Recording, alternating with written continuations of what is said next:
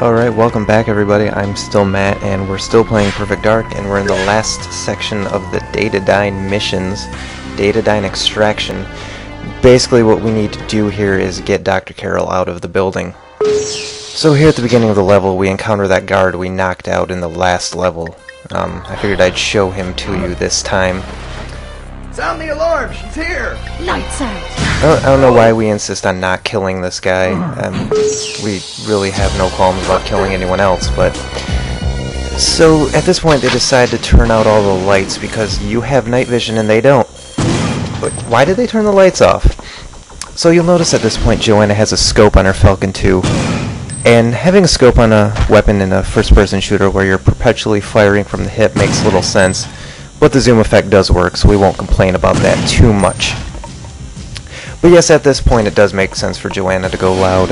Everyone knows she's here, and there's no point in attempting stealth. Get to the elevator! Received. But again, why attach a scope to your weapon when you're fighting in such close quarters? And again, when did she have time to do so? But anyway, regarding the lights, if we kill all the guards on this floor without being seen before the lights turn on, we get 2 bonuses that make this level much easier. That guard we killed behind that couch will drop a DY-357 Magnum, and secondly, we'll get another little surprise that we'll see here in just a second. So at this point, I turn the night vision off too early, and then when the lights go on, I get blinded. So here we go, we're going to pick up the Magnum. We only get about 7 or 8 bullets, but it still comes in handy. And remember that door, we'll be back. Now this level involves a little bit of editing, which I'm not used to, but, well, it'll work out. Yes, and Dr. Carroll said we're going to the helipad, I presume. He's quite the genius. Anyway, so we're going to call this elevator down, and we're going to leave Dr. Carroll down here because he kind of likes to walk in front of bullets.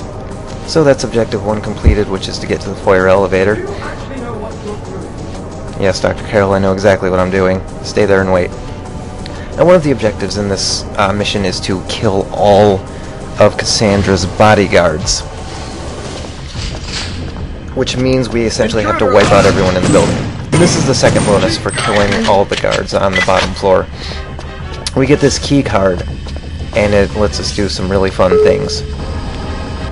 So I edited out the part where we went back down this elevator, and we're going to go back into that room I was talking about. And we're going to see lifeless characters. These actually right here are the character models that are used in the cutscene at the end of the level. That's Mr. Blonde. You can sort of interact with them by bloodying them, but they have no health, and you can't kill them. I guess this was a way to avoid load times for cutscenes, I'm not quite sure. But we're going to give them all black eyes so that we can be entertained at the end of the level. And we're going to look back for some reason, and we're going to enjoy some good timing with the elevator. So magically we're back up again, and let's get down to business. Now what we did down there is we got a rocket launcher 2 floors before we were supposed to. That's the bonus. See, normally we would have to contend with this helicopter firing at us for 2 floors, but now we can take it out. That copter needs to be taken out, or the jump ship will get shut down. Affirmative. I just did. So, even though no one notices, we have taken out the helicopter.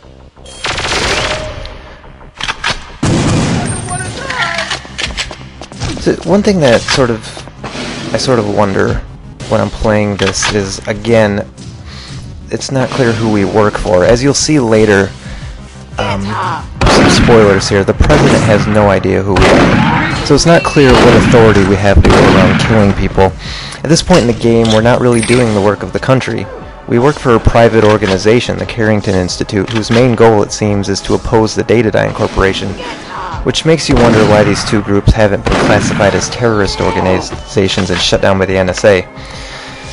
We'll get to that later. So normally what would happen is that helicopter would be chasing us around this area as we go to activate this elevator, but again we've skirted that. We're going to try and go through a door that's locked. This is the elevator that we've just unlocked by activating that panel. Now we could use our rocket launcher to break down that barrier and skip a lot of this, but again we have to kill all of the female bodyguards, so we might as well just go through anyway.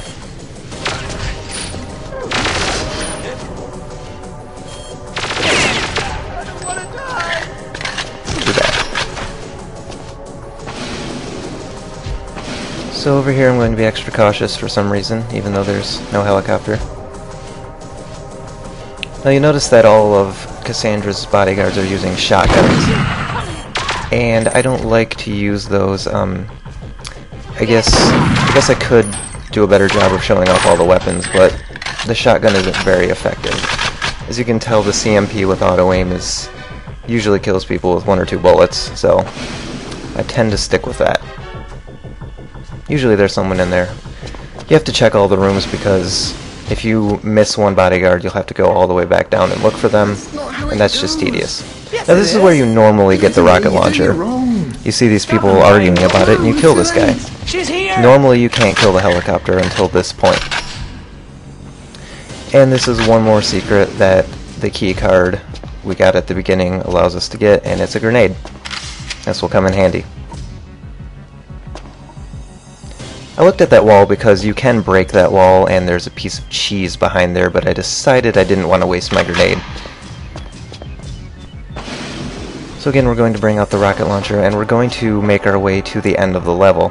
Now this is sort of a showdown with Cassandra and the rest of her bodyguards, and since we have 2 rockets, it's going to be a lot easier.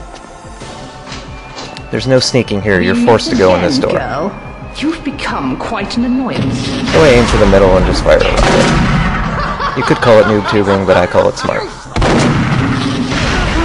Any bodyguard standing. And at this point I didn't notice that there was only 1 bodyguard left, so I decided to chuck a grenade. Actually lucked out pretty well here. I used to be really bad at this. I didn't quite know the best way to go about this, but I didn't actually get hit in this level, and I was actually pretty proud of that. So over here we're going to go flip the light back on. What you can do is you can run towards the light switch and turn it on and it'll stun everybody. That's pretty pointless when you have 2 rockets.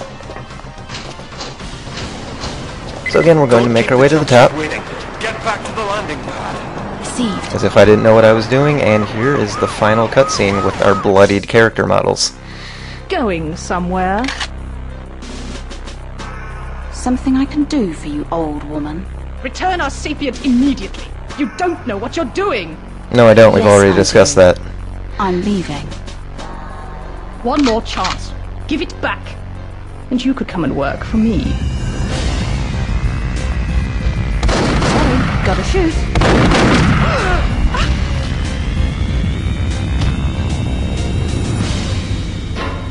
You must get the sapient back. We cannot proceed without it. I know that. I also know who to talk to. Mr. Carrington. But I work for Mr. Carrington. Can you see how this sort of resembles a gang war? Okay, in the next level, Datadyne is going to invade Mr. Carrington's private villa, and I'll see you there.